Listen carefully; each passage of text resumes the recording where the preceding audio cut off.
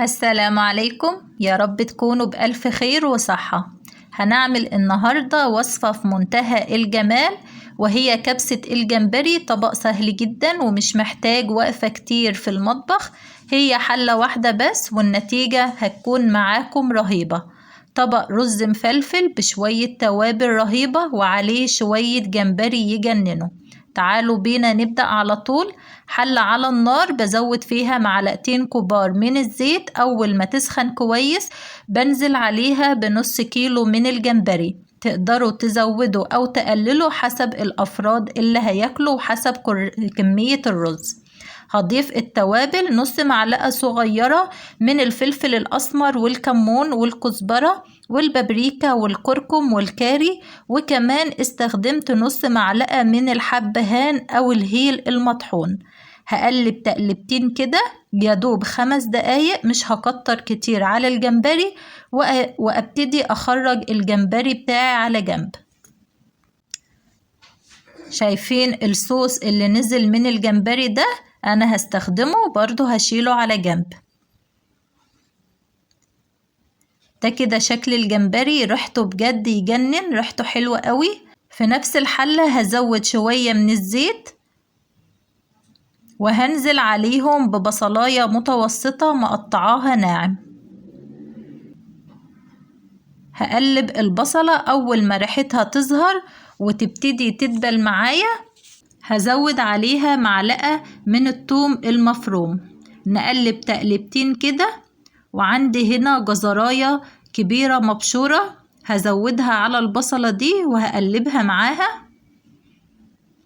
وكمان عندي نص فلفلاية حمراء، الفلفل الأحمر الحلو ده بيدي تست عالي قوي للكبسة، قطعته مربعات صغيرة وضفته كده. وكمان طماطماية كبيرة مبشورة. ضفت كل الخضار مع بعض، هقلبه كويس مع البصلة، هشوحهم كده شوية على النار. وبعد كده هضيف التوابل، تقريبا نفس التوابل بتاعة الجمبري، نص معلقة صغيرة من الفلفل الأسمر والكمون والبابريكا والكاري والكركم والهيل المطحون والملح، وكمان استخدمت ورقة لورا. هنقلب كله كده مع بعض، وهزود بقى الصوص اللي نزل من الجمبري ده. الصوص اللي نزل من الجمبري هزوده على البصلة والخضار، وهزودهم شوية من المية، وهسيب بقى خلطة الكبسة دي شوية كده تغلي على النار. مش هزود الرز دلوقتي. طبعا أنا نقع الرز البسمتي بتاعي، أنا مستخدمة 3/4 كيلو من الرز البسمتي. تقدري تزودي الكمية أو تقلليها حسب أفراد أسرتك.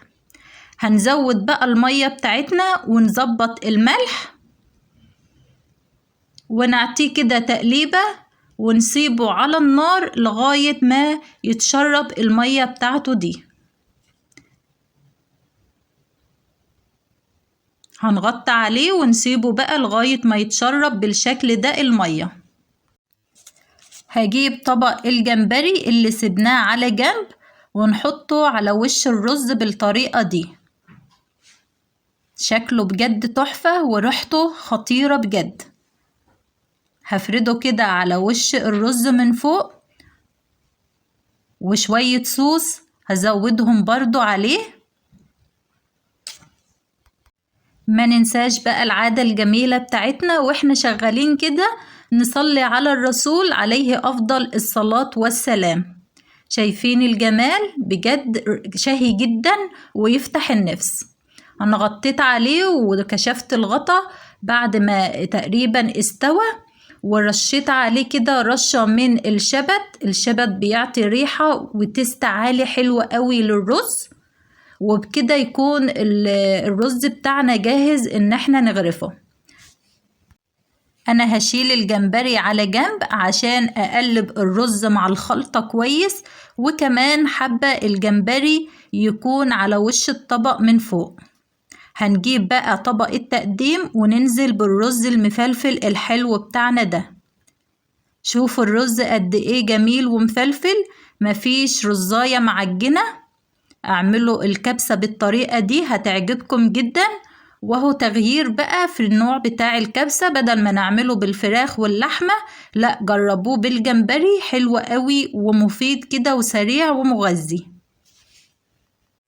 لو وصلت معايا لغاية هنا في الفيديو ولسه ما ضغطتليش لايك، اضغطي لايك علشان الفيديو يوصل لعدد كبير من الناس. هبتدي برضو ارش رشة كده من الشبت على الطبق من فوق قبل ما انزل عليه بالجمبري. انا حابة احط الجمبري كده على وش الطبق، شايفين الجمال؟ بجد تحفة، لو جربتوها يعجبكم جدا ويعجب اولادكم. قدموه بقى مع اي سلطة حارة او اي صوص، انا قدمته مع صوص الدقوس الحار. وتقدروا كمان تزينوا الطبق بشرايح من الليمون كده على جنب.